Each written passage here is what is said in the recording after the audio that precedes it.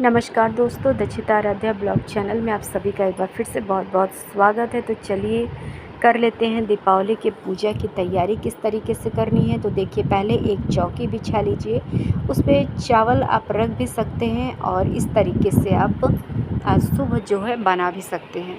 तो इस तरीके से बना लीजिए और उसके बाद भगवान गणेश की पहले स्थापना करिए और उसके बाद माता लक्ष्मी की।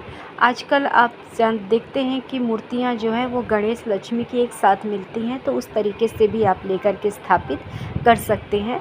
और माता सरस्वती को आप सुपारी के रूप में स्थापित कर दीजिए। उसके बाद कलश की स्थापना करना ज़रूरी है, क्योंकि आप सभी को पता है कि लक्ष्मी की पूजा महापूजा होती है इस दिन, दीपावली के दिन। तो इस तरीके से अष्टदल कमल बना लीजिए और एक लोटा ले लीजिए। आप चाहे तो मिट्टी का भी लोटा ले सकते हैं, या तो आप तांबे का या फिर स्टील का या पीतल का, जो भी आपके पास है आप उसको ले लीजिए और उस पर स्वास्तिक बना लीजिए और उसमें बांध दीजिए कलावा।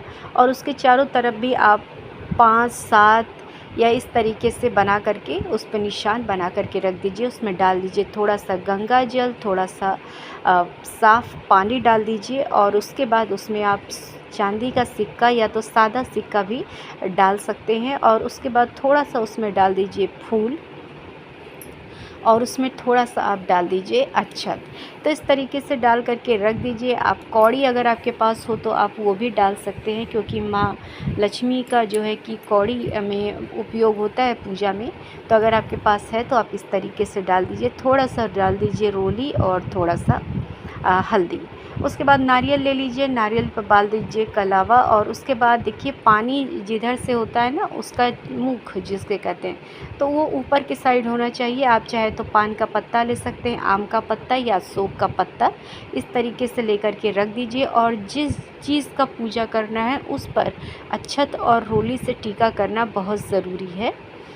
तो सब बहुत उसके बिना जो है कि पूजा नहीं होता। तो आप टीका ज़रूर करिए जिन चीज़ों का उपयोग आप पूजा पाठ में कर रहे हैं। तो यहाँ पर देखिए, दोनों साइड रख दीजिए दिए। आपके पास अगर सादा दिया हो तो वो भी रख सकते हैं, और अगर बड़े दिए हों तो आप वो भी लगा सकते हैं। जैसे आपकी सुविधा हो वैसे आप कर सकते हैं। तो इस तरीके से माता लक्ष्मी की पूजा आराधना की जाएगी। तो माता लक्ष्मी को जितना ज़्यादा सुगंधित आप चीज़ें देंगे, उनकी पूजा के समय इस्तेमाल करेंगे, उतना ही माता लक्ष्मी जो है खुश होती हैं। जैसा कि आप सभी को पता है कि हर जगह पे साफ़ सफाई इसीलिए की जाती है कि माँ लक्ष्मी को बुलाया जा सके। तो यहाँ पर जला दीजिए धूप बत्ती। और शुरुआत हम करेंगे गणेश भगवान की पूजा से। तो गणेश भगवान को आप अक्षत और रोली लगा दीजिए, उनके ऊपर अक्षत छिड़क दीजिए, उनको दूब चढ़ा दीजिए, फूल चढ़ा दीजिए और आप उनको जनेऊ भी ज़रूर पहनाइए। तो उसके बाद भगवान गणेश की पूजा करने के बाद आप माता लक्ष्मी की पूजा की तैयारी करेंगे। उसके बाद उससे पहले आप कलश की जो है पूजा वो कर लीजिए। उस पर भी आप सारी चीज़ें फूल वगैरह चढ़ा दीजिए, टीका वगैरह कर दीजिए। फिर माता लक्ष्मी की आराधना की जाएगी। उनको भी आप जो है माता लक्ष्मी को भी इस तरीके से सुगंधित चीज़ों से उनका पूजा पाठ शुरू करिए। माता को टीका लगा दीजिए। चुनरी अगर आप ले सके तो लेकर के माता को ज़रूर पहना दीजिए, क्योंकि माता लक्ष्मी जो है वो धन की प्रतीक हैं। तो माता को खुश रखना, उनकी जिस तरीके से उन्हें खुश किया जाए उस तरीके से पूजा करना ज़रूरी है। माता सरस्वती की भी पूजा कर लीजिए। उसके बाद जितना हो सके उतने लाल गुलाब के फूल या कमल के फूल भी माता को लगा सकते हैं। तो उसके बाद माता लक्ष्मी को आप इस तरीके से अक्षत ज़रूर लगाइए। अगर आपके पास चुनरी वगैरह आप ना ले पाए तो रोली भी माता को इस तरीके से जो है कि पहना सकते हैं, जो है कि मिलता है कलावा, तो उसको भी माता को आप पहना सकते हैं। इस दिन सोना चांदी का भी पूजा करना बहुत ज़रूरी है। आपके घरों में जो भी सोना चांदी हो उसको रख करके पूजा पाठ ज़रूर करिए।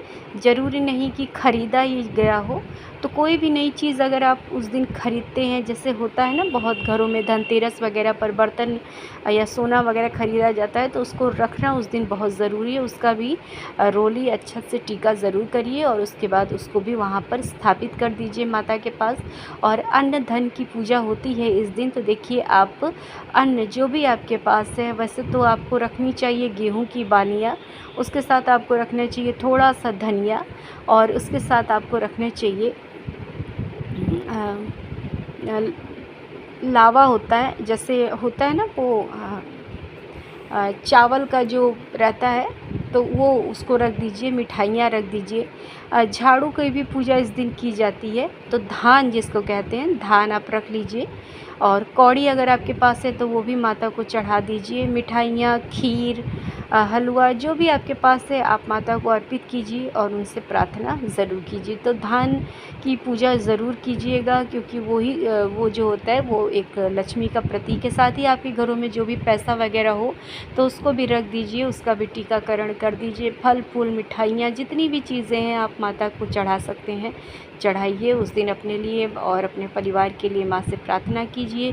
क्योंकि हम लोग उस दिन पूरे घर की अच्छी तरीके से साफ़ सफाई करते हैं, तो चूल्हा है, गैस है, आपके पास जो भी चीज़ें हैं, सिलबट्टे हैं, जो भी चीज़ें, पहले तो ये सारी चीज़ें खिलौने के रूप में मिलती थी जिसका कि पूजा पाठ किया जाता था, लेकिन अब ये चीज़ें उतनी मिलती नहीं हैं खिलौने के रूप में भी। जैसे मिट्टी का पहले बहुत मिलता था, लेकिन अब वो चीज़ें थोड़ी थोड़ी कम होती गई हैं। तो जो भी आपके पास है, आपके घर में जो चीज़ें हैं, आप उससे ही पूजा कर लीजिए। और उसके बाद जो आपके पास किताब वगैरह हो, जैसे बच्चों की किताबें होती हैं, फिर अगर आपका दुकान है तो वहाँ का आपका कुछ होता है, जैसे रहता है बुक वगैरह जिसमें आप लिखाई पढ़ाई करते हैं, तो उन चीज़ों का भी इस दिन बही खाता जो होता है उसका पूजा का पाठ करना भी बहुत ज़रूरी है। तो इस दिन एक दिया ऐसा रहता है जो कि पूरा दिन पूरा रात जलता है, तो उसको एक काजल भी बनता है, आप सभी के घरों में होता होगा। तो उसको पूरी रात जलने के लिए अच्छी तरीके से उसमें भर दीजिए। माता को घी का दीपक ज़रूर जलाइएगा। माँ को जो है सरसों के तेल का दीपक नहीं जलता है, वो आप अलग से रख सकते हैं उनके बगल में, लेकिन माता को पहले आप घी का ही दीपक जलाइए, वो भी देसी घी का। आप चाहें तो तिल के तेल का भी दीपक जला सकते हैं। उसके बाद माँ के पास 5 या 11 इस तरीके से दीपक ज़रूर रख दीजिए और इस तरीके से आप दीपावली की तैयारी कीजिए। मंगलमय हो आपकी दीपावली। तो इस तरीके से देखिए, जो भी चीज़ें हैं आप माँ को चढ़ाइए, उनसे प्रार्थना कीजिए। और लौंग है, इलायची है, शक्कर है, इन सारी चीज़ों से भी माँ की पूजा पाठ की जाती है। उम्मीद है कि वीडियो अच्छी लगेगी। वीडियो अच्छी लगे तो वीडियो को लाइक, चैनल को सब्सक्राइब, कमेंट और शेयर ज़रूर करिएगा।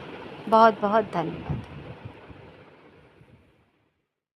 बहुत बड़ा महत्व प्रदोष काल का है। उसके बाद में स्थिर लगन अर्थात वृक लगन, सिंह लगन, कुंभ लगन, ऐसे जो लगन हैं, अब मैं आपको बता रहा हूँ जो काशी से प्रकाशित पंचांग हो रहे हैं, ये सब क्या कह रहे हैं। अमावस्या तिथि का प्रारंभ हो रहा है सोमवार 20 अक्टूबर को दिन में 2:55 पर, जो अगले दिन मंगलवार 21 अक्टूबर को दिन में 3:55 तक अमावस्या तिथि रहेगी। ये काशी से प्रकाशित पंचांग अर्थात ऋषिकेश पंचांग कह रहे हैं और अन्य पंचांग भी यही कह रहे हैं। लेकिन कुछ और पंचांग हैं, जैसे अभी बताया, यह प्रकाशित होता है जालंधर से, पंजाब से, देवी दयाल दिवाकर पंचांग। ये क्या कह रहे हैं कि अमावस्या तिथि का प्रारंभ हो रहा है सोमवार 20 अक्टूबर को दिन में 3:45 पर, जो अगले दिन मंगलवार 21 अक्टूबर को शाम को 5:55 तक, 20 अक्टूबर को।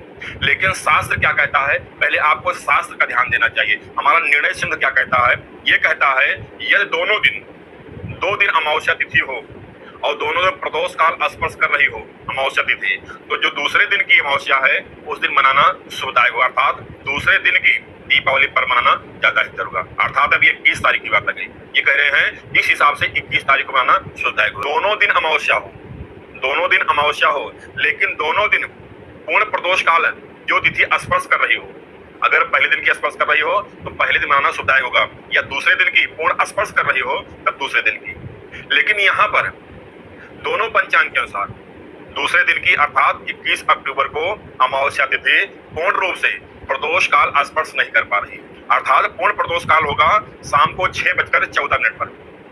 प्रदोष काल का जो पूर्ण प्रदोष काल होगा वो 6:14 होगा। यहाँ पर पंचांग के अनुसार, दूसरे पंचांग देवी दयाल के अनुसार 5:55 तक अमावस्या तिथि संपन्न हो जा रही है, अर्थात समाप्त हो जा रही है, आगे परिवा लग जाएगा।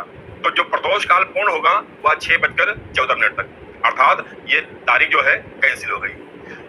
जो पहले पंचांग है ऋषिकेश, ये तो इनके अनुसार तो है पूर्ण रूप से जो है प्रदोष काल छूते हुए पूरी रात रह रही है। तो इस स्थिति में जब दूसरे दिन की अमावस्या पूर्ण प्रदोष काल ना हो तो पहले दिन की मनाना ज्यादा हितकर होगा। तीसरा उदाहरण क्या दे रहे हैं कि कार्तिक प्रदोषे तु विशेषण अमावस्या निशा वर्ध की तस्याम संपूजित देवी भोग मोक्ष प्रदायिनी।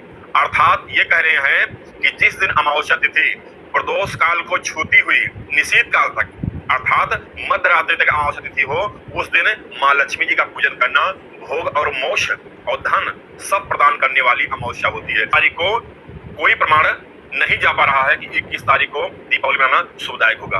तीनों प्रमाण जो है वह 20 तारीख को ही संकेत दे रहे हैं कि 20 तारीख को मनाना सबसे शुभदायक होगा।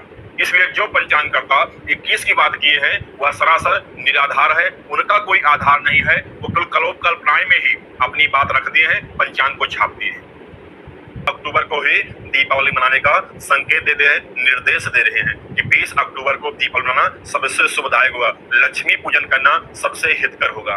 तो आप सब ध्यानपूर्वक सुनिए कि आपको भ्रमित होने की कोई जरूरत नहीं है, संशय मत करिएगा। आप सभी जहां से वीडियो देख रहे हो चीज को ही हम सभी मिलकर इस पावन पुण्य पर्व को सम्मिलित होंगे और हर्षो उल्लास के साथ में यह पावन पुनीत पर्व दीपावली का हम सब सोमवार 20 अक्टूबर को ही मनाएंगे। स्थिर माँ लक्ष्मी स्थिर रहेंगे, रुकी रहेंगे तो वो जहां पर रुकेंगे वहां धन धान की कमी नहीं होगी। तो लक्ष्मी का पूजन स्थिर लगन में प्रदोष काल में निशीत काल में करना सबसे शुभदायक होगा। ये स्थिर लगन कौन सा है? वृक लगन है, सिंह लगन है, वृश्चिक लगन है और कुंभ लगन है। इन्हीं लगन में लक्ष्मी जी का पूजन करना सबसे हितकर होगा। जो लोग फैक्ट्री में, कारखाने में, दुकान में, प्रतिष्ठा में माँ लक्ष्मी जी का पूजन करते हैं दीपावली के दिन, वो दिन में 2:36 से लेकर शाम को 4:07 तक इस समय फैक्ट्री हुआ, कारखाना हुआ, दुकान हुआ या कोई प्रतिष्ठालय हुआ, इसमें पूजन करना सबसे शुभदायक होगा। जो लोग अपने घर में पूजन करेंगे, माँ लक्ष्मी पूजन प्रदोष काल में बहुत हितकर होता है। तो प्रदोष काल का समय होगा सोमवार 20 अक्टूबर को शाम को 4:46 से लेकर शाम को 6:14 तक यह प्रदोष काल का समय होगा। इसमें माँ लक्ष्मी जी का, भगवान गणेश जी का पूजन करना चाहिए, दीप जगाना चाहिए। पूजन करके फिर घर के कोनों कोनों में दीप प्रज्वलित करना चाहिए, दीप जगाना चाहिए, माँ लक्ष्मी गणेश की विधिवत पूजा करना चाहिए। वृक लगन का जो स्थिर लगन होता है, जो लक्ष्मी पूजन के बहुत हितकर माना जाता है, तो पहले मुहूर्त में आप सब दीपक जगा लीजिएगा, पूजन कर लीजिएगा। जो विशेष पूजन करना चाहेंगे वह वृक लगन में, स्थिर लगन में शाम को 7:12 से लेकर रात्रि में 9:08 तक यह वृक लगन होगा, जो स्थिर लगन बोलते हैं। तीसरा लगन है निशीत काल का। माँ लक्ष्मी जी पूजन निशीत काल में बहुत महत्वपूर्ण होता है। अभी पीछे आपने श्लोक सुना था 12:41 से लेकर रात्रि में 12:31 तक यह निशीत काल का समय होगा।